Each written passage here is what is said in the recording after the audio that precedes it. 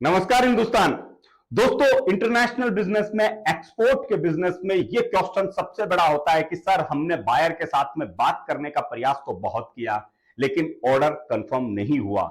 हमने lead prospectus जो भी था उसके ऊपर बहुत काम किया, बहुत काम करने की कोशिश की, लेकिन वो ऑर्डर कंफर्म नहीं हुआ। आज मैं डिस्कस करूंगा इसी टॉपिक के ऊपर क्या क्या इसके अंदर फैक्ट्स होते हैं। हो सकता है कि आप वो गलती कर रहे हो जो आपको नहीं करनी चाहिए। हो सकता है आपकी एक छोटी सी मिस्टेक आपके एक्सपोर्ट के ऑर्डर को आपसे दूर कर रही हो। तो बने रहिए वीडियो में मेरे साथ में, क्योंकि यहां पे मैं सिर्फ आप लोगों के साथ में जो फैक्ट्स हैं उन पे डिस्कस करूंगा। आप लोगों के साथ में उन चीजों को समझने की और समझाने की कोशिश करूंगा जो गलतियां एक स्टार्टअप एक्सपोर्टर और एक बिजनेसमैन करता है। तो चलिए शुरू करते हैं। नमस्कार हिंदुस्तान, मैं Chetan Kumar Verma, international biz consultant, EXIM business advisor YouTube channel पर आप सभी लोगों का हार्दिक स्वागत करता हूं। दोस्तों, बिजनेस दो ही चीजों के ऊपर पार्ट रहता है, रिक्वायरमेंट एंड नॉलेज। बहुत बार ये देखा गया है, हमारे पास में भी बहुत सारे क्लाइंट्स ऐसे हैं, क्योंकि ये मुझे बोलने में इसमें कोई ऐसा दो राय नहीं लगता है कि एक्सपोर्ट में सक्सेस होने का रेशियो कम होता है। रीजन बहुत सारे होते हैं। मैं बिल्कुल इसमें कोई आपको यहां पे बहुत जो चीजें आप लोग ऑनलाइन देखते हो, तुरंत करोड़पति, एक्साइटमेंट, ये वो, तो ये सब चीजें एक साइड में होती हैं और यहां पे जो पार्ट है आपकी सफलता का वो आप खुद तय करते हो। तो वीडियो को ध्यान से देखिएगा, ध्यान से समझने की कोशिश कीजिएगा कि क्यों अगर आप सफल नहीं हो रहे हो तो कहां पे दिक्कत आ रही है। और मैं ये मेरे एक्सपीरियंस से इतने सारे जिन लोगों के साथ में डिस्कशन हुए हैं और उसके बाद में जिन्हें सफलता मिली है उस लेवल से आप लोगों को बता रहा हूं। तो बहुत बार तो यही दिक्कत है कि साहब हमने बहुत सारे मेल्स किए हैं, हमने बहुत सारे लोगों को मेल किए हैं, लेकिन मेल करने के बाद में हमें कोई रिप्लाई नहीं आया। तो नंबर वन, मैं आप लोगों से यही कहना चाहूंगा कि मेल का फॉर्मेट छोड़ दीजिए अब। क्योंकि मेल मतलब आप ये समझने की कोशिश कीजिए कि कम्युनिकेशन के लिए, किसी के साथ में वार्तालाप करने के लिए, किसी के साथ में जुड़ने के लिए आज टेक्नोलॉजी बहुत अच्छे लेवल पे अपग्रेड हो चुकी है। आप और मैं कभी बटन वाले फोन यूज किया करते थे, आज हम टच स्क्रीन यूज कर रहे हैं।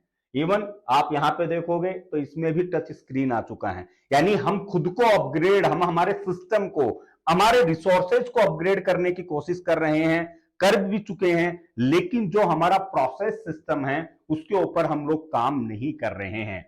हम अभी भी मेल पे रुके हुए हैं, जबकि कम्युनिकेशन लेवल के लिए आपके पास में व्हाट्सएप, सोशल मीडिया के जितने भी मैसेंजर्स हैं, ऐसी बहुत सारी चीजें आपके पास में अवेलेबल हो चुकी हैं। Even you can make direct call to your client, कि आप डायरेक्टली मेल भेजने के बाद में उन्हें कॉल कर सकते हो, व्हाट्सएप करने के बाद में कॉल कर सकते हो, व्हाट्सएप पे से कॉल कर सकते हो।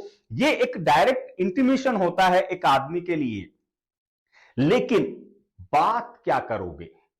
इंपॉर्टेंट चीज है कि सर कॉल तो कर लिया, अब बात क्या करनी है? एग्जैक्टली मैं आप लोगों से यही कहना चाहूंगा कि किसी के साथ में भी कम्युनिकेट करने से पहले जो सबसे बड़ी चीज होती है, जो मैंने स्टार्टिंग में कहा कि बिजनेस दो ही चीजों से बनता है, रिक्वायरमेंट एंड नॉलेज। तो सबसे पहले आप जिस प्रोडक्ट में डील कर रहे हो, ये मेरी आप लोगों से एक रिक्वेस्ट के तौर पे मानिए, क्योंकि मैंने स्टार्टिंग से, आप कोई भी मेरा वीडियो, स्टार्टिंग का वीडियो भी उठा के देखिए, मैंने हमेशा इसी चीज पे जोर दिया है कि आप लोगों को अपने प्रोडक्ट पे कमांड बनानी चाहिए। आप लोगों को समझना चाहिए कि आपका प्रोडक्ट क्या है। सपोज दैट हम स्पाइसेस की बात करें, मैंने बहुत बार एग्जांपल दिया, इसमें वापस दे रहा हूं कि किसको टर्मरिक की बात कर रहे हैं। अब टर्मरिक के अंदर रॉ टर्मरिक चाहिए, फिंगर चाहिए, पॉलिश चाहिए, अनपॉलिश चाहिए, कितने परसेंट कुकिंग लेवल चाहिए, 2 to 5% चाहिए, 5 to 9% चाहिए, उसका उस टर्मरिक को वो यूज क्या करेगा, कॉस्मेटिक बनाने हैं, आयुर्वेदिक बनाना है, खाने के लिए चाहिए, किस चीज के लिए चाहिए। एक ही प्रोडक्ट में इतने सारे वेरिएंट आ गए। आपके लिए आपका बायर और उसके एक रिक्वायरमेंट कि उसे टर्मरिक चाहिए, सिर्फ इतना ही क्वेश्चन मार्क है। लेकिन यकीन मानिए ये क्वेश्चन मार्क सिर्फ इतना नहीं है। यहां पे दिक्कत यह है कि आपके बायर की एक्चुअल में रिक्वायरमेंट क्या है, ये जब तक आप नहीं समझोगे तब तक आप कुछ नहीं कर पाओगे। तो आपको एग्जैक्टली कहीं ना कहीं पे आपको पार्ट करना होगा अपनी रिक्वायरमेंट का। आपको बायर के साथ में रिक्वायरमेंट के ऊपर काम करना होगा, क्योंकि अगर आप बायर की रिक्वायरमेंट पे काम नहीं कर रहे हो तो आप एग्जैक्टली कभी भी बायर के साथ में कनेक्शन में आ ही नहीं सकते। और जब तक आप बायर के साथ में कनेक्शन में नहीं आओगे तब तक आप कुछ नहीं कर पाओगे। फॉर एन एग्जाम्पल दोस्तों, आप एक मेडिकल की दुकान के ऊपर हो, एक मेडिसिन की दुकान पे हो, आपके पास में वहां पे 1000 से ज्यादा मेडिसिन है। अब आपके पास में कोई बंदा अगर आपके पास में आता है तो क्या आप उसको कोई भी मेडिसिन दे सकते हो? नहीं। आप एक्चुअल में उसकी प्रॉब्लम क्या है ये आप जानने की कोशिश करोगे। उसका सर दुख रहा है, पेट दुख रहा है, हाथ दुख रहे हैं, पैर दुख रहे हैं, जो भी दुख रहा है, और उसके बाद में उस तरीके से आप उसे मेडिसिन देने की कोशिश करोगे। एग्जैक्टली आपको यही प्रोसेस जो है वो बायर के साथ में रखना चाहिए, क्योंकि अगर आप ये प्रोसेस अपने बायर के साथ में नहीं रख रहे हो तो कहीं ना कहीं पे आप उस चीज को समझने का प्रयास ही नहीं कर रहे हो कि आपको एग्जैक्ट पोर्शन पे क्या करना है। सेकेंड थिंग जो सबसे बड़ी बात होती है कि सब रिक्वायरमेंट तो हमने बहुत अच्छे से समझ ली, अब दिक्कत यह है कि हमें लैंग्वेज का इश्यू है, हमें इंग्लिश नहीं आती है।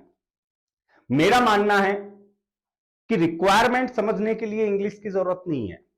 रिक्वायरमेंट आप अगर चैट पे, मेल पे, किसी भी वे आउट में अगर आप समझ रहे हो तो बायर से आपको स्पेसिफिकेशन मांगना चाहिए कि what is exactly you want from us, what is the specification of your product which is required for your business. जो भी आप उसे बोलना चाहो, आपको 2 से 3 लाइन ही उसे बोलनी है कि एग्जैक्टली उसका अगर स्पेसिफिकेशन आ जाता है, स्पेसिफिकेशन इन लाइक दैट कि उसको प्रोडक्ट क्या चाहिए, नंबर 1, प्रोडक्ट का वेरिएंट क्या चाहिए, नंबर 2, नंबर 3 उसको पैकेजिंग क्या चाहिए, नंबर 4 पैकेजिंग के बाद में डिलीवरी उसे कब तक चाहिए, and number 5 any expected target price.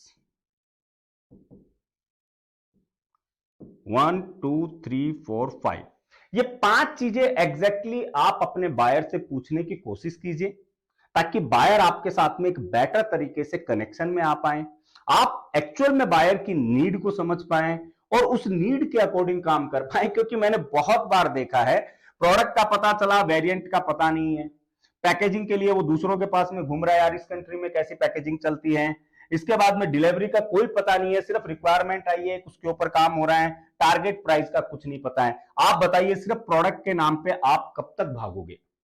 आपको उसके आगे की कोई स्टेप नहीं मिलेगी। कई जगह पे देखा गया है कि वेरिएंट का पता है, प्रोडक्ट का पता है, बट पैकेजिंग कैसी चाहिए उसका नहीं पता है। अब ये बंदा 1 किलो की पैकेजिंग समझ रहा था, यहां पे बायर को 200 ग्राम की पैकेजिंग चाहिए। आपका पूरा कॉस्ट एस्टिमेट पूरा चेंज हो चुका है। यहां पे आपने जो वैल्यू लगाई थी वो पूरी चेंज हो चुकी है। आप जो पीआई बायर को देने वाले थे, जो परफॉर्मा इनवॉइस जो आप दे रहे थे, वो पूरा का पूरा यहां पे पैटर्न ही चेंज हो चुका है। तो यहां पे फिर बायर कहता है आपकी प्राइस बहुत हाई है, क्योंकि आपने पहले ही उसको जो प्राइस बताई है, उसके बाद में चेंजेस आने के बाद में जो प्राइस बता रहे हो वो उसको हाई लगेगी, वो आपको वो प्राइस देने की कोशिश ही नहीं करेगा। पैकेजिंग भी हो गई, सब चीजें आपने अपनी तरफ से, बहुत आपको पैकेजिंग का पता था, आपने वेरिएंट देख लिया, प्रोडक्ट देख लिया, डिलीवरी कब देनी आपको पता ही नहीं है। आपने उससे कभी पूछा भी नहीं डिलीवरी कब चाहिए आपको, कब आप एक्सपेक्ट कर रहे हो इस कंसाइनमेंट को मूव करने के लिए। आपने रेट आज दिया, उसने 20 दिन के बाद में बात की, 20 दिन के अंदर कमोडिटी का भाव बढ़ गया, अब आपने जो प्राइस दी है वो प्राइस आपकी रही नहीं, तो ये डील आपकी कभी होगी ही नहीं, क्योंकि यहां पे प्राइस बढ़ चुकी है, वो आपको वो प्राइस देगा नहीं, वो अब नए बंदे की तलाश करेगा। आप ऑलरेडी उसे 100 रुपए बता चुके हो, जिसमें आपका प्रॉफिट वगैरह सब कुछ था, जबकि 20 रुपए आपके प्रोडक्ट के पीछे बढ़ चुके हैं। अब आप उसे 100 रुपए में दे नहीं सकते, तो इस डील के होने के चांसेस, ये ऑर्डर मिलने के चांसेस बिल्कुल खत्म हो जाते हैं। तो इसलिए बायर के साथ में ज्यादा से ज्यादा कनेक्शन में आने की कोशिश कीजिए, बायर के साथ में ज्यादा से ज्यादा प्रोसेस करने की कोशिश कीजिए, उसकी रिक्वायरमेंट को समझने की कोशिश कीजिए।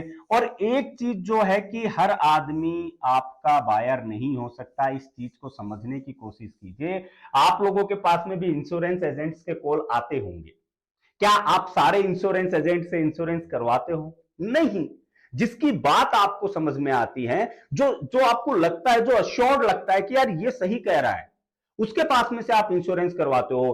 बट आप लोग ये मानते हो कि मैं अगर किसी को मेल कर रहा हूं, मैं अगर किसी को कॉल कर रहा हूं, या मैं किसी को अगर डिटेल दे रहा हूं, उसने मेरे से माल लेना ही चाहिए। It's not possible. आप या तो पहले ही, क्योंकि 100 लीड हो सकती है, ये डायरेक्ट 100 आपके क्लाइंट नहीं होते हैं। इन 100 में से जब सॉर्टिंग होती है तो इसमें से 20 आपके एग्जैक्ट प्रोस्पेक्टस निकलते हैं, ये भी आपके क्लाइंट नहीं है। इनके अंदर से जब सॉर्टिंग होती है एग्जैक्ट रिक्वायरमेंट मैच के बाद में, तब जाके इनमें से 2 ऐसे बंदे निकलते हैं जो आपके ऑर्डर प्रोसेस तक पहुंचते हैं, यानी जिनके साथ में आप प्राइजिंग, ऑर्डर प्रोसेस ये सब सेट करते हो। इन 2 के अंदर भी जो मैंने आपको बताए हैं, जितने भी फैक्टर्स होते हैं, वो फैक्टर्स मैच करते हैं। प्रोडक्ट है, वेरिएंट है, पैकेजिंग है, पैकेजिंग के बाद में आपका process system, delivery system, expected price, ये सारे फैक्टर्स तैयार होते हैं और उसके बाद में जाके आपकी ऑर्डर्स तैयार होती है। क्या आपने कभी इस डेप्थ के हिसाब से सोचा है?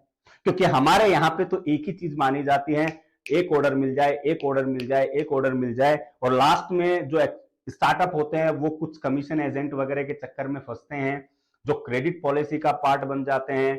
और जैसा सबको पता है कि एक बार उनके चक्कर में फंसने के बाद में 0 चांसेस हो जाते हैं सक्सेस होने के। डूबना ही है तो खुद के हाथ से डूबो, ये मेरा कहना है। क्योंकि जब आप रिस्क लोगे तो आप कैलकुलेटिव रिस्क लोगे। आप अगर किसी और पे डिपेंड रहे तो आप बिना प्रिडिक्शन के रिस्क लोगे, जिसमें नुकसान के चांसेस सबसे ज्यादा है। क्योंकि आपको पता है कि आपकी जेब में 100 रुपए हैं, अब आप इन 100 रुपए को खर्च करने से पहले 10 बार सोचोगे, हर स्टेप पे आप सोचोगे, हर स्टेप पे आगे बढ़ने के लिए आप सोचोगे। लेकिन जब आप तुरंत करोड़पति बनने के चक्कर में आओगे तब आप बिल्कुल नहीं सोचोगे, लालच में आओगे तब आप बिल्कुल नहीं सोचोगे, एक्साइटमेंट में आओगे तब आप बिल्कुल नहीं सोचोगे, और वहीं पे आपको सबसे बड़ा धोखा मिलेगा। तो इसलिए प्रोसेस को समझने की कोशिश कीजिए, सिस्टम को समझने की कोशिश कीजिए दोस्तों। और इसके लिए 28 मई को नासिक महाराष्ट्र में जो हमारा 1 डे का स्पाइसेस के लिए खास करके जो सेमिनार होता है, स्पाइसेस एंड एग्रो कमोडिटी के लिए, वो 28 मई को नासिक महाराष्ट्र में होगा।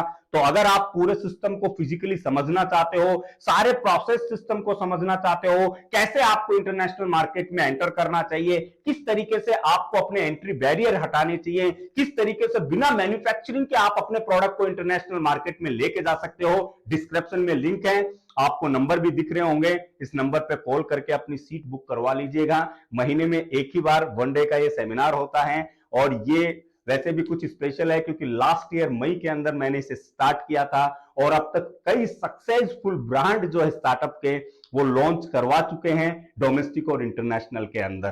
तो आप भी आइए, इस पूरे प्रोसेस सिस्टम को समझने की कोशिश कीजिए। बायर तब तक रिप्लाई नहीं करता है, खुद को एक बायर के तौर पे आप डाल के देखिए, एक बायर की क्या रिक्वायरमेंट होती है। अगर आप कोई प्रोडक्ट परचेज करना चाहते हो तो एग्जैक्टली आपकी क्या रिक्वायरमेंट है, इस पर सोच के देखिए।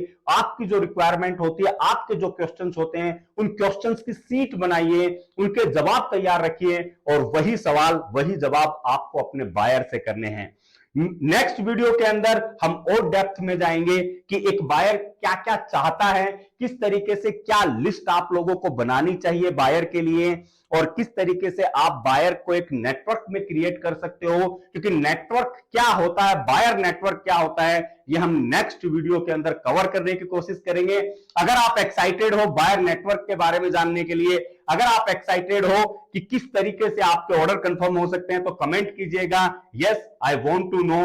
और अगला वीडियो जल्द से जल्द मैं आप लोगों के लिए लेके आऊंगा, क्योंकि मेरी कोशिश हमेशा एक ही रही है कि आप लोगों का नॉलेज बढ़ना चाहिए, आप लोगों की स्किल अपग्रेड होनी चाहिए। क्योंकि जब आप आगे बढ़ोगे तभी देश आगे बढ़ेगा, और तभी हम सब मिलकर भारत को फिर से भारत भाग्य विधाता बना सकते हैं। फिजिकल ट्रेनिंग के लिए 28 मई को मैं नासिक में अवेलेबल रहूंगा दोस्तों। तो जो लोग भी इंटरेस्टेड हो, जो लोग भी मिलना चाहते हो, पर्सनली डिस्कस करना चाहते हो, आइए नासिक महाराष्ट्र में, जहां पे आपको फैक्ट्री विजिट करवाया जाता है, आपको ई बुक दी जाती है, आपको पूरे कॉन्सेप्ट समझाए जाते हैं, कस्टम का पोर्ट डाटा दिया जाता है, आपको सर्टिफिकेट दिया जाता है। जाता है, आपको बताया जाता है कि कैसे आप एंट्री बैरियर को खत्म करके खुद को और अपने प्रोडक्ट को इंटरनेशनल मार्केट तक लेके जा सकते हैं। तो मिलते हैं नेक्स्ट वीडियो में एक नए टॉपिक के साथ में। जय हिंद, जय भारत।